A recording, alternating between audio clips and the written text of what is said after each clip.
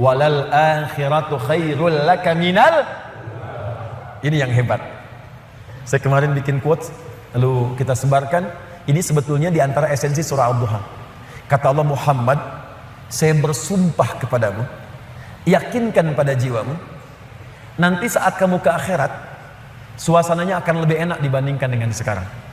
Akhirat itu lebih baik dari apa yang kamu rasakan sekarang di dunia. Maksudnya begini, kalau kamu sedang capek, kamu sedang ada musibah, kamu sedang lelah, sabar. Nanti kalau sudah pulang, semuanya akan hilang.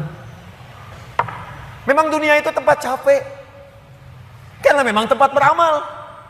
Sholat di dunia, kerja di dunia, puasa di dunia, baca Quran di dunia. Kenapa kita kerjakan? Supaya cari bekal untuk pulang ke akhirat. Nanti kata Allah, kalau sudah pulang, semuanya akan hilang. Jadi tenang aja teman-teman. Capek cuma sebentar. Ya, capek cuma sebentar. Lelah, gak apa-apa. Namanya juga dunia. Dunia itu memang tempat capek. Kalau nggak mau capek, ya pulang. Dunia itu tempat capek. Dan kita memilih untuk hidup. Maka jalani itu, nikmati saja, kerjakan aja. Setiap kerja ada pahala, setiap kerja ada pahala, setiap sholat pahala, baca Quran pahala, niat mencari nafkah karena Allah pahala, merawat anak pahala, memberikan ASI pahala. Gak apa-apa, memang capek. Memang ya dunia sifatnya capek. Tobakan antobak, setiap tahapan tuh capek lagi, biasa, supaya dapat bekal. Bukankah orang kerja dapat gaji? Dan enak kan kalau gajian? Dan kalau sudah dapat gaji, lupa kan 29 hari ke belakang? Anda itu bekerja, kerja, berangkat gelap, pulang gelap. Tapi kalau sudah dapat gaji, semua itu kan hilang lupanya. Pergi ke Lembang, ya, jalan sama keluarga. Ada yang ke Palembang beli pempek, ada yang ke Lembang beli mak Lembang. Semuanya kayaknya hilang aja. Besoknya kerja lagi. Kata Allah, saya janjikan yang lebih dahsyat. Kamu sabar saat di dunia, karena dunia memang tempatnya capek. Kamu cari bekal aja. Nanti saat pulang ke akhirat, saya berikan yang lebih indah dan gak akan pernah ada capek lagi. Sholat udah gak ada lagi. Jadi jangan pernah bercita-cita nanti di surga Firdaus saya tahajud lagi. Terlampau soleh. Udah gak ada. Baca Quran gak ada lagi. Yang ada itu masuk surga dengan Qurannya. At-Tirmidzi nomor hadis 2915. Dipakaikan di atasnya mahkota, dipakaikan di badannya jubah kehormatan, dipakaikan di tangannya gelang-gelang emas, pakaiannya sutra. Quran surah ke-35 ayat ke-33. Jannatu adnin yadkhulunaha yuhallawna fiha min asawir, ya, min dhahabin wa lu'lu'a wa libasuhum fiha harir. Ahli Quran mau masuk ke surga pakai jubah, pakai mahkota, emas, sutra, semua naik. Apa yang terjadi? Dimintakan membaca Quran yang dia biasa bacakan saat di dunia. Jadi setiap dia baca, naik. Iqra wartaqi fa inna akhira qiraatika akhiru manzilatika. Baca Quran yang biasa engkau bacakan saat di dunia. Nanti akhir bacaanmu, di situ tempat tinggalmu di surga. Dan berita baiknya, dia bisa menggandeng bapaknya, ibunya, suaminya, istrinya, anak-anak, cucu ikut di belakang semua. Kalau mereka orang yang beriman dan soleh di hadapan Allah Subhanahu wa taala. Dipimpin oleh ahli Quran, naik ke surga. Dia bacakan sampai minal jinnati wan nas, puncak surga yang paling tinggi. Begitu nyampe di situ, dikunjungi oleh semua malaikat dari 8 pintu surga. Itu ada di Quran surah 13 ayat ke-24. Wal malaikatu yadkhuluna alaihim min kulli bab. Dan malaikat semua mengunjungi dia dari semua pintu, mengucapkan salam. Lihat kalimat pertamanya, salamun alaikum bima sabartum. Selamat ya, saat di dunia kamu sabar cari bekal, sabar capek, sabar mengeja huruf dari Iqra, sabar menghafal sampai ada yang mencela. Sabar, orang lain ngejar dunia, Anda ngejar akhirat, sabar. Orang lain cari ini, luaskan rumah, tambah mobil, tambah kendaraan, meninggal, gak dibawa. Anda sabar. Masya Allah, orang akhirat. Saya ngelihat ada ahli Quran tuh, seringkali saya berhadapan dengan ahli Quran tuh dari daerah-daerah, seringkali menangis. Ada yang datang pengen setoran. Anda bisa kebayang gak, suaminya pekerja mungkin kasar, orang sebutnya kuli. Istrinya ngambilin kayu bakar, kadang ke sawah. Anaknya bahkan ada yang masih kemudian kecil-kecil. Tapi kalau Anda berkunjung ke rumahnya, semua makanan dihidangkan yang mampu dia suguhkan. Lalu keluar kalimat, alhamdulillah, Abi kalau bekerja dapat uang banyak sekali, 500.000, sebulan 500.000, banyak sekali, syukur. Ternyata perempuan itu sudah punya sanad hafalan Quran 7 qiraat. Lelakinya hafal Quran, anaknya hafid semua. Anaknya penghafal Quran semua. Anda ada di mana? Itu perlombaan, sabar, naik sampai ke atas. Jadi kalau sekarang sedang capek, nikmati, sabar. Besok kalau meninggal, nggak ada capek lagi. Dan panggilannya sudah tenang kita, karena kerja kita selesai. Mirip begini, ada berita besok gajian, tenang kan? Malam tidur enak kan? Orang yang punya bekal itu, dia sabar itu, nanti di akhir sakaratul mautnya, dia tampakkan semua hasil pekerjaannya, sampai hatinya merasa tenang. Jadi nggak terasa, tidur aja. Ya ayat Tuhan nafsul mutmainnah, ditarik, tenang, tidur aja, selesai. Tinggal dia jumpai Allah di akhirat nanti, mendapatkan hasil dari apa yang dia kerjakan. Makanya kata Allah, kalau sedang sholat terasa capek, apa jawabannya? Sabar ya, walal akhiratu khairul laka minal ula. Nanti di akhirat nggak ada tahajud lagi.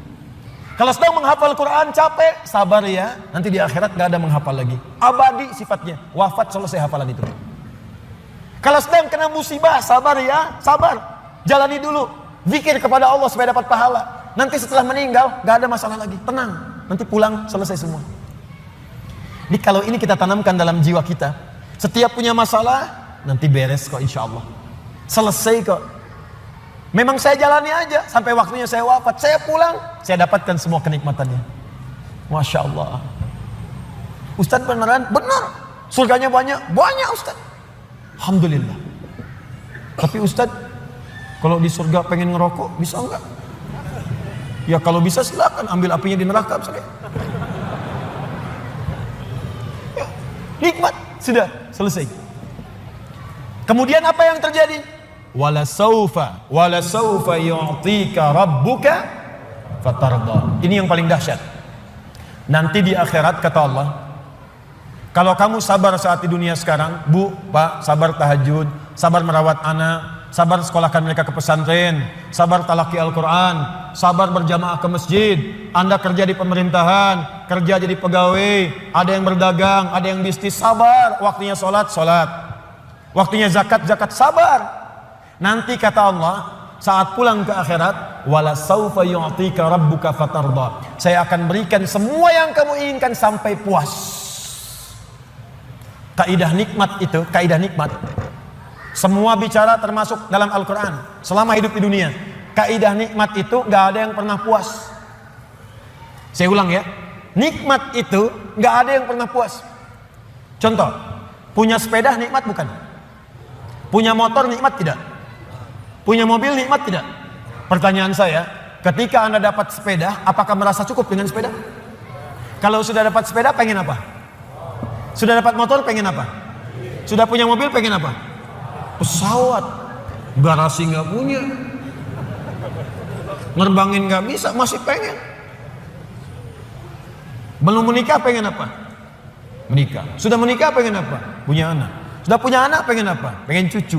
Semua terus, jadi nggak ada puasnya. Nikmat itu terus pengen. Nanti di akhirat, kata Allah, nanti di akhirat saya akan berikan kepadamu sampai kamu puas. Sampai Anda mengatakan, ya Allah, cukup ya Allah, puas. Sekarang mah pengen terus, pengen. Nanti puas ya Allah, cukup puas. Ini semuanya nikmat. Sampai selesai semua. Makanya bersabar, dunia sebentar. Sebentar mas, besok meninggal, selesai masalah. Mau besok meninggal? Susah. Sabar. Dan alhamdulillahnya nggak ada yang dikasih tahu kapan meninggal. Kalau diberitahu, bisa jadi kita pun nggak semangat. Sebentar lagi Anda akan meninggal. Jam 8:45 lewat kemudian 45 detik. Waduh, kajian udah bubar, nggak pulang, di masjid aja. Astagfirullah. Kenapa Pak? 2 menit lagi. Ini amalan nggak terencana. Ini karena kita nggak tahu kapan wafat, kita bisa merencanakan malam ini tahajud insya Allah jam sekian. Saya mau istighfar jam sekian. besok subuh di masjid A, zuhur di masjid B, punya rencana. Dan ketika merencanakan, niat muncul. Dan itu niat ketika muncul, pahala dituliskan. Bukankah innamal a'malu binniyat? Innamal a'malu binniyat. Di ketika niatnya itu sampai, pahala dituliskan. Ini panitia ini nggak akan dihisap, nggak akan diberikan pahala berdasarkan mic-nya bunyi atau putus. Tapi udah ada niat nih, yang penting ada niat ya, ada pahalanya. Masalah bunyi putus perjuangan saya di sini. Jelas ya? Baik, wala saufa yu'tika rabbuka fatarda. Jadi gini maksudnya, kalau sedang capek, sedang lelah, apalagi kemudian beban itu datang dari orang-orang terdekat. Teman sekantor tiba-tiba misalnya nampak mengkhianati, ada mencela, ada macam-macam. Ingat Allah, maka Anda akan lapang. Ingat Allah, maka tidak akan ada beban. Dan ingat semua itu akan berakhir ketika kita wafat. Kalau itu ada dalam diri kita, maka demi Allah saya katakan, beban itu seberat apapun akan ringan. Ingat itu baik-baik. Wala saufa yu'tika rabbuka fatarda. Alam yajidka yatiman fa'awa. Muhammad, coba ingat-ingat. Kamu sekarang gak usah merasakan beban berat. Bukankah dulu pun aku buktikan kepadamu, saat engkau yatim, aku kirimkan orang-orang sekitaran untuk bisa memberikan perlindungan kepadamu. Lahir bapak tidak ada ibu. Ibu wafat usia 6 tahun, ada kakek. Kakek wafat usia kemudian Nabi Muhammad 8 tahun, ada paman. Ada semua. Ingat Muhammad SAW. Kalau sedang kamu merasakan beban, ingat senang yang dulu saya berikan. Manhaj yang ketiga. Kalau sedang merasakan kesulitan dalam masalah, kalau masalah ingin cepat diringankan oleh Allah, maka bandingkan masalah itu dengan solusi yang pernah dirasakan sebelumnya. Bandingkan persoalan yang sulit itu dengan kesenangan yang sudah dirasakan sebelumnya. Suami istri sedang punya masalah, malam ini punya persoalan, sampai nggak bicara. Coba duduk dulu baik-baik. Ingat masa-masa senang ke belakang. 15 tahun berumah tangga, masa mau dikalahkan dengan masalah di satu malam? Ingat banyak senangnya atau banyak dukanya, banyak sukanya, banyak dukanya, banyak nyamannya, banyak masalahnya. Coba timbang-timbang lagi. Mungkin dengan menghadirkan nostalgia kesenangan itu, yang ini akan terasa ringan. Ma, kenapa malam ini kita mesti cemberut ya? Bukankah kemarin-kemarin kita tertawa? Gara-gara bapak semuanya. Gak apa-apa mah, memang gara-gara papa. Papa terima. Tapi mungkin Allah titipkan keburukan di papa itu karena mamah bisa menyempurnakan. Mungkin Allah pilih mamah itu adalah mamah yang bisa membimbing papa lebih baik. Masya Allah. Oh gitu ya pak ya, mama bikin status dulu ya. Jadi kalau semuanya begitu enak rasanya. Tapi memang diucapkan mudah, menjalaninya belum tentu mudah. Ustadz juga begitu ya, makanya jarang sekali ada ustadz ceramah bawa istrinya. Jadi kalau kita punya persoalan yang kecil-kecil sekarang, ingat masa lalu. Bu, pak, ya maaf di kantor ada masalah. Masalahnya hari itu, jangan langsung merasa berat. Ada proyek gak selesai, dimarahin sama bos. Anda kerja sudah 10 tahun, dimarahin baru hari itu. Senangnya kan banyak, udah 9 tahun. Masa persoalan sehari mengalahkan persoalan 9 tahun yang senang ke belakang? Kan tidak lucu. Anda gagal satu ujian, 9 mata kuliah lulus semua. Masa harus meratapi diri pada yang satu itu? Selesaikan. Mungkin di situ Allah ingin berikan anugerah supaya Anda paham lebih dalam. Mungkin disitulah kepakaran Anda supaya belajar lebih dalam lagi. Diangkat kemudian karena pakar itu, di masalah itu. Saya dulu itu setiap menghadapi pelajaran-pelajaran bahasa, apalagi balaghah, macam-macam dan sebagainya itu, di situ perasaan awal pertama sulit saya hadapi. Begitu dihadapi, rupanya Allah menginginkan kita lebih fokus pada masalah itu.